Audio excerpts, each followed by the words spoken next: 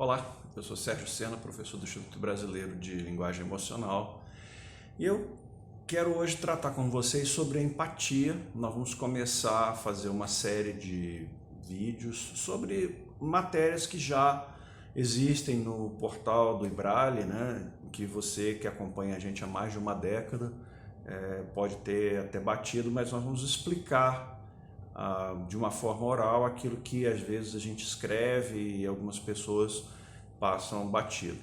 O nosso tema de hoje é uma postagem recente aqui dessa semana que fala sobre a empatia. E eu queria começar esse tema primeiro falando sobre emoções. Você vai ver vídeos complicados tentando explicar o que é uma emoção. E a verdade, como estudioso do assunto, é que não existe uma teoria única sobre emoções. O que existe são as pessoas tentando explicar sobre as suas características, sobre o funcionamento. Alguns pesquisadores, por exemplo, dão ênfase à parte biológica, fisiológica da emoção.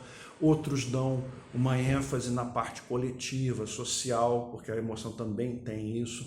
O importante é você saber que em algum momento do nosso desenvolvimento, o nosso pensamento e a nossa linguagem se imbricam, se entrelaçam.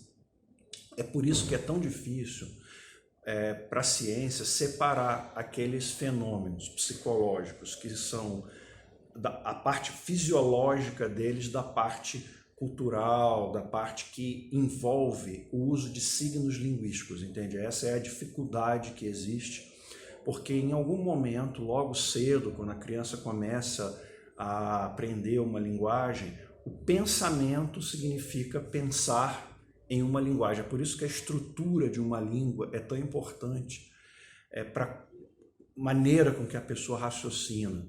Você imagina que a estrutura da nossa língua, quando a gente aprende análise sintática, quando a gente aprende as funções dos termos, isso significa que esses signos operam uns aos outros.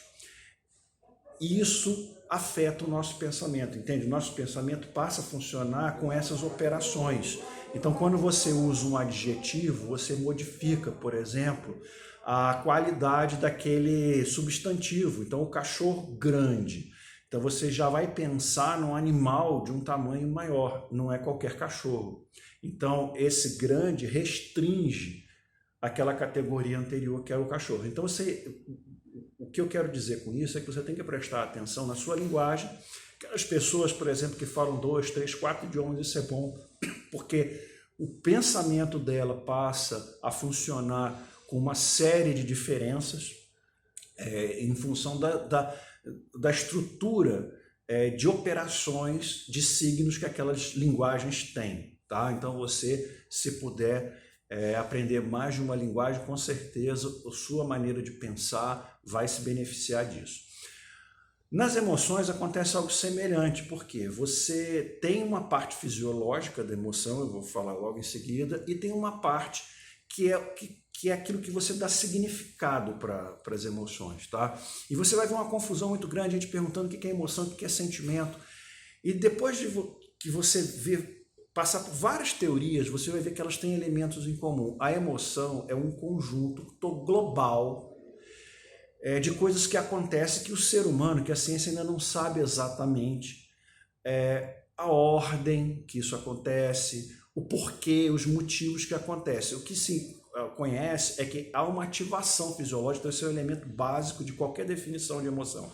Você sente no corpo, há uma ativação. É aquilo que você sente, tem um frio na barriga, apertou a garganta. Então, essa sensação fisiológica, e ela é muito importante, porque essa sensação fisiológica vai criar um estado agradável ou desagradável.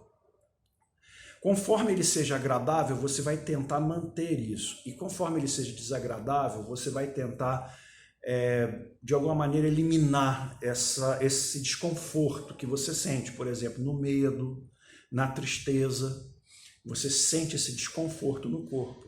Já, por exemplo, na alegria, em certas surpresas você sente um bem-estar, então você vai tentar manter esse bem-estar.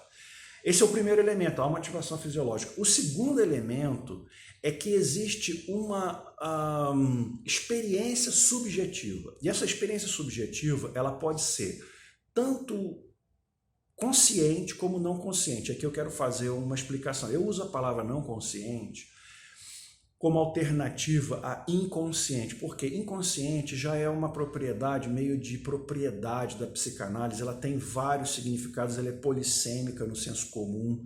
Então eu evito utilizar porque eu não quero explicar a não consciência pela teoria psicanalítica necessariamente, porque existem várias explicações para a não consciência. Então eu não quero necessariamente utilizar a teoria psicanalítica. Nada contra, é só para não deixar uma solução já indicada. E sim, então o inconsciente psicanalítico ele é um tipo de não consciência, uma explicação para a não consciência, é isso que eu quero dizer. Então essa experiência é aquilo que você conta a respeito da emoção. Isso também já não é mais a emoção, isso não é a emoção. É a sua reflexão, é uma operação cognitiva sobre aquilo que você está sentindo. Então você vai falar, eu vou perguntar, vem cá, mas como é que é o medo? Eu estou sentindo isso, é assim. Tem pessoas, inclusive, que elas vão se expressar dessa forma, olha, eu estou sentindo um peso no corpo, eu estou sentindo um aperto aqui, mas eu não sei o que é. Isso já é o indicador da experiência subjetiva dela, daquela emoção que está acontecendo, ou seja, uma parte daquela emoção, mas ela não sabe por quê, quer dizer, ela ainda os motivos, as razões, tudo que está acontecendo e a reflexão dela sobre aquilo ainda está no limite da não consciência. Então, quando uma pessoa falar para você que ela não sabe sobre uma emoção, é verdade, ela não sabe mesmo não.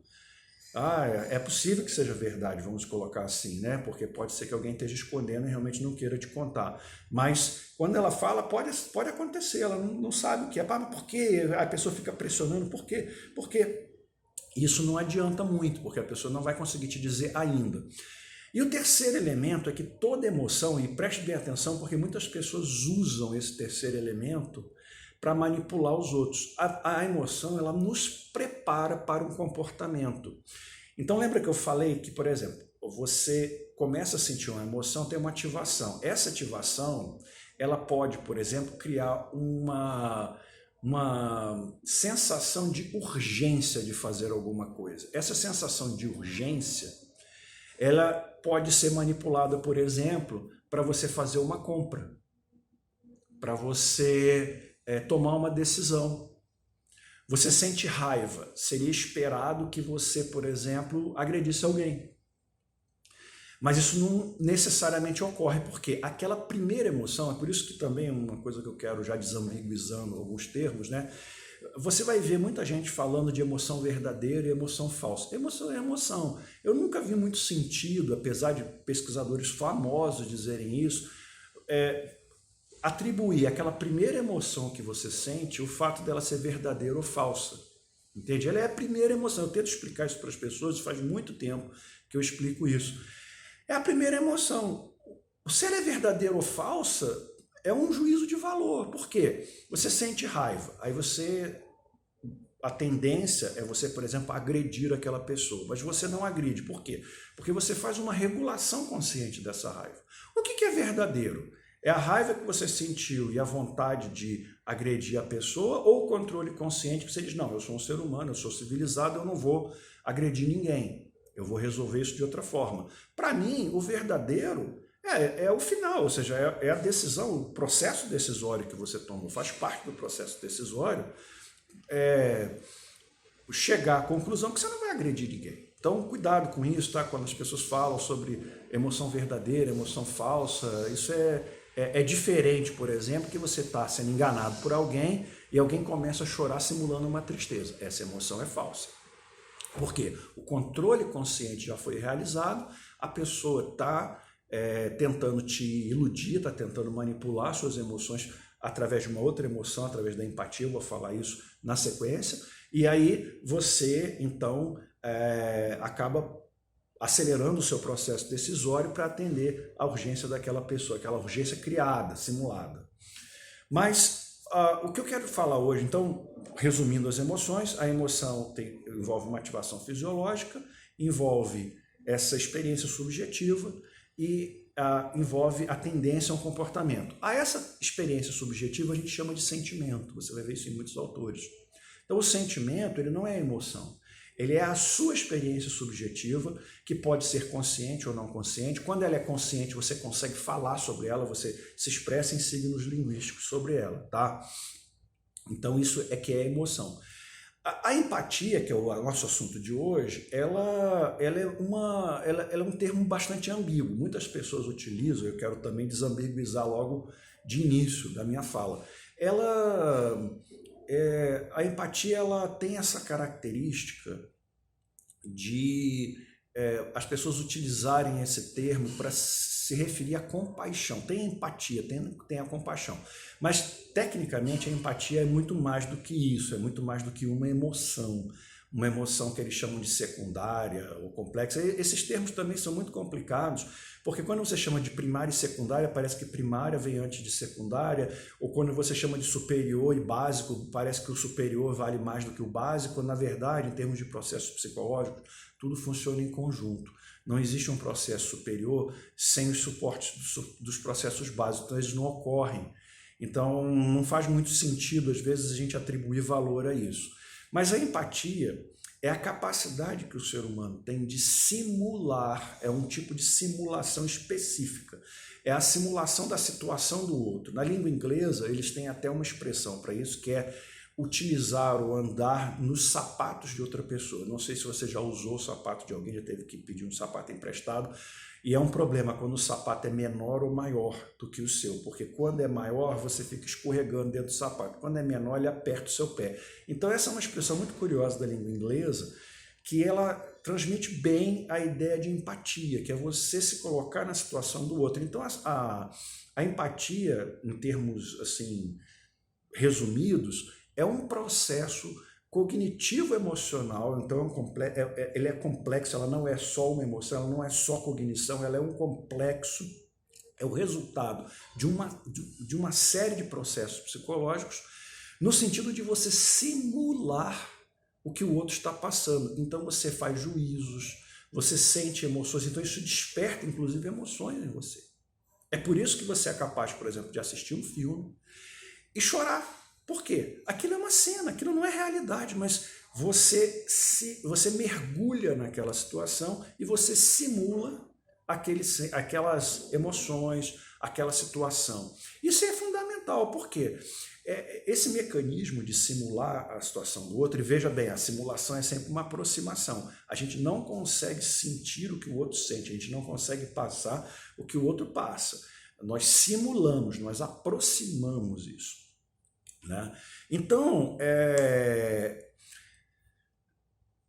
esse processo ele é fundamental porque ele aproxima os seres humanos, ele faz com que você consiga imaginar, né? A empatia ela é um tipo de imaginação, ela é uma subcategoria dessa capacidade de simulação que é a nossa imaginação. E a partir daí o ser humano consegue estabelecer relações mais afetivas com os outros, né? De afeto. Você se coloca no lugar dele, você se identifica com aquilo ali, você consegue, então, trazendo as emoções da empatia, preparar comportamentos, por exemplo, de solidariedade, de compaixão, de amor, de carinho, de uma série de outras coisas que se a gente não dispusesse, nós não dispuséssemos desse mecanismo, nós não conseguiríamos. Então isso é bastante importante você entender. A empatia, então, para o processo decisório, né, você entendendo o processo decisório como também um conjunto, como resultado de um conjunto de operações psicológicas, então entra a emoção, entra a sua experiência, a experiência é uma memória complexa, é uma memória que já tem emoção junto, que já tem a memória, ou seja, já tem os sentimentos, ou seja, tem uma experiência subjetiva, tem os juízos, tem suas crenças e valores. Então ela não é só uma memória, ela é uma memória complexa e que vai influenciar o resultado do seu processo decisório. Se você tem experiência, já passou 1, 2, 3, 4 vezes por aquela a mesma situação ou situações semelhantes, porque nós também adaptamos a nossa experiência para ver daquilo ali o que nós tiramos para aplicar uma nova situação, um novo caso.